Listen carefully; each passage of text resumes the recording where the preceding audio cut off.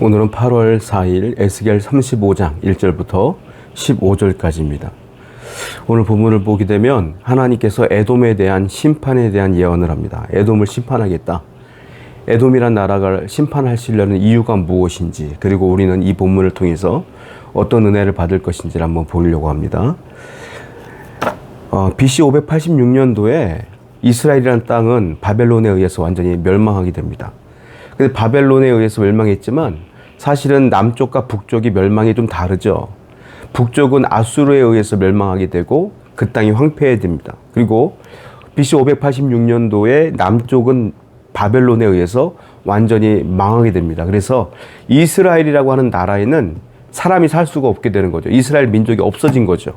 왜? 바벨론에 멸망하면서 성읍이 다 없어지고 그리고 있는 백성들은 다 포로로 잡혀갔으니까요.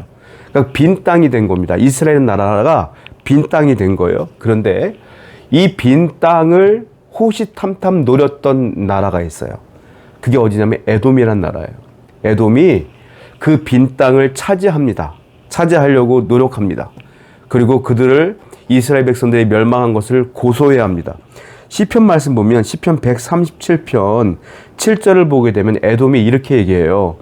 헐어버리라 헐어버리라 그 기초까지 헐어버리라. 이렇게 외쳐요. 그러니까 에돔은 이스라엘의 원수지간인 거예요. 이스라엘과 에돔은. 그러니까 이스라엘을 망하니까 기분이 좋은 거죠. 헐어버려라 망해라 망해라 이렇게 이야기하는 것을 볼 수가 있습니다. 근데 에돔은 사실은 이스라엘 백성과 형제지간이죠. 왜냐하면 에돔의 조상은 누굴까요? 에서입니다. 에서의 형제는 누굽니까? 야곱이잖아요. 야곱이 하나님께 이름을 다시 받죠. 그게 이스라엘이에요. 그러니까 이스라엘과 에돔은 원래는 조상이 같은 거예요. 에서와 그 다음에 야곱, 그리고 그 에서와 야곱 그 위로 올라가면 민족이 같은 민족인 거예요. 어떻게 보면. 그런데 완전히 지금 원수지간이 된 상태인 겁니다. 그런데 하나님께서는 그를 향하여 심판하겠다고 말씀하세요. 자, 3절 말씀 보겠습니다. 이르기를 주 여호와께서 이같이 말씀하시되 세일사나 내가 너를 대적하여 내 손을 내 위에 펴서 네가 황무지와 공포의 대상이 되게 할지라 내가 네 성읍들을 무너뜨리며 네가 황폐하게 되리니 네가 나를 여호와인 줄 알리라. 내가 옛날부터 한을 품고 이스라엘 족속의 환난 때 곧 죄악의 마지막 때에 칼의 위력에 그들을 넘겼도다. 그러므로 주 여호와의 말씀이니라. 내가 나의 삶을 두고 맹세하노니 내가 너에게 피를 만나게 한즉 피가 너를 따르리라. 네가 피를 미워하지 아니하였은즉 피가 너를 따르리라. 여기 보면 피란 단어가 4번이 반복되어져요. 내가 맹세한다. 너를 망하게 할 거야. 하나님께서 말씀하시는 거예요. 뭐라고 말하죠? 너에게 피를 만나게 한즉 피가 너를 따르리라. 피를 미워하지 아니하였은즉 피가 너를 따르리라. 피가 4번 나와요. 왜냐하면 에돔이 붉다라는 뜻입니다. 빨갛다는 뜻이에요. 왜냐하면 에서가 팥죽 한 그릇으로 장자권을 팔아넘겼잖아요. 그 팥죽이 빨갛다는 거예요. 그래서 에돔이라는 민족 자체가 붉다라는 뜻입니다. 그래서 하나님께서 이 말씀은 언어 유희 같은 거예요.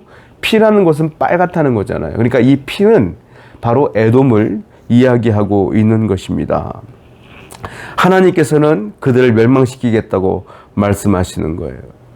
자, 우리는 알아야 될 게 뭐냐면 이 에돔이라는 나라는 형제지간이었던 이스라엘이 고통당하고 망했을 때에 즐거워했다는 거예요. 오히려 즐거워하며 그 땅을 빼앗으려고 했다는 거예요.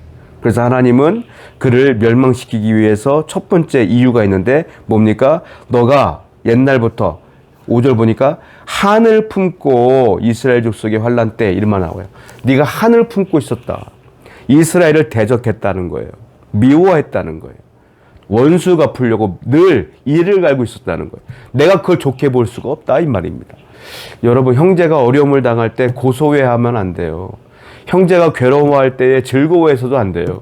형제가 어려워하며 괴로워할 때 우리는 어떻게 됩니까? 안타까워해야 되고 긍휼의 마음으로 같이 울어야 되고 같이 그들과 함께 부둥켜 안고 기도해야 돼요. 그것이 하나님께서 원하시는 우리 믿는 사람들의 삶이라는 거예요.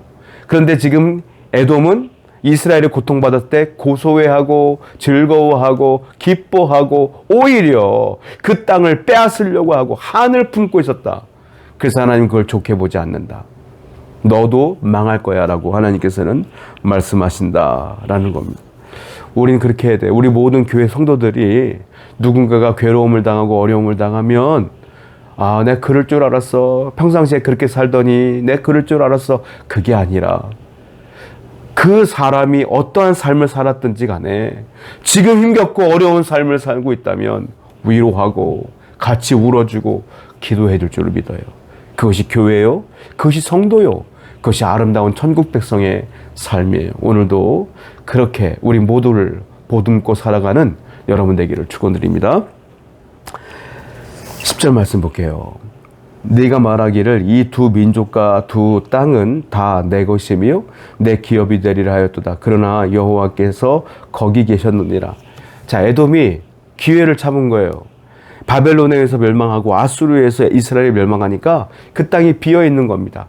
고대 사회에는요, 그 땅이 망하고 사람이 없으면 그 땅을 차지하는 사람이 주인인 거예요. 그게 그렇게 됐어요, 옛날에. 그러니까 에돔이 얼싸좋다 싶어서 그 땅을 차지하려고 돌아오는 겁니다. 그 땅을 장악하려고 하는 거예요. 그런데 놀라운 일이 벌어져요. 10절 말씀 보니까 그러나 여호와께서 거기 계셨느니라. 이게 놀라운 말씀이에요. 이스라엘 백성들은 포로로 다 잡혀갔는데 그 빈 땅에 누가 계셔요? 하나님은 여전히 계신다. 이게 히브리 말로 뭐라고 말하냐면 여호와 샴마라고 말합니다. 여호와 샴마가 하나님은 거기 계신다 이런 뜻이에요. 하나님은 거기 계시는 거예요. 완전히 이스라엘 백성들이 망한 그 장소에 하나님은 여전히 계시는 거예요. 그리고 이스라엘 백성들이 돌아올 때까지 그 땅을 지키고 그들이 돌아올 때까지 하나님은 함께 하시는 거예요. 여호와 샴마. 그 어떤 사람도 하나님이 계시는 곳에서 하나님의 땅을 빼앗을 수가 없어요.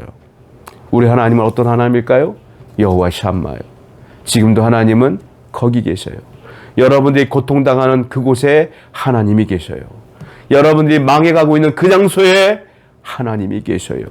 여러분들이 슬퍼하는 그곳에 하나님이 계셔요. 여호와 샴마 하나님을 믿으며 오늘도 승리하시기 바랍니다. 이스라엘은 결국은 하나님이 지키셨고 여호와 샴마 하나님께서 에돔을 물리치셨어요. 오늘도 여러분의 삶 속에서 여호와 샴마 하나님께서 여러분들을 보호하실 줄로 믿습니다. 기도하겠습니다. 하나님은 언제나 거기 계심을 믿게 하여 주시옵소서. 예수님의 이름으로 기도드렸습니다. 아멘.